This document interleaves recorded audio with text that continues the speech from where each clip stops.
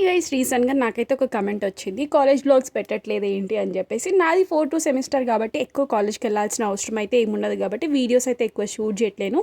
Coming to the vlog, ఈ రోజు అయితే కాలేజ్కి వెళ్తున్నా, ప్రాజెక్ట్ రివ్యూ ఉండింది. సో అందుకోసం అని చెప్పేసి కాలేజ్కి అయితే వచ్చాను. ఇంకా చాలా డేస్ అయితే కలిసాం కాబట్టి కొన్ని వీడియోస్ ఇంకా ఫొటోస్ అన్ని కూడా తీసుకున్నాము. మాకు వీక్లీ ట్వైజే ఉంటుంది కాలేజ్. అప్పుడైతే ఇంకా అసలు ఎవ్వరు రారు, ఆల్మోస్ట్ అందరు కూడా ప్రాజెక్ట్ రివ్యూ ఉంది అని చెప్తేనే వస్తారు. సో ప్రతి కాలేజ్ బ్లాగ్లో ప్రాజెక్ట్ రివ్యూ ఉంది కాబట్టి వచ్చామని చెప్తే ఏం బాగుంటుందని చెప్పేసి నేనైతే ఆల్మోస్ట్ కాలేజ్ బ్లాగ్ తీయడం అయితే మానేశాను.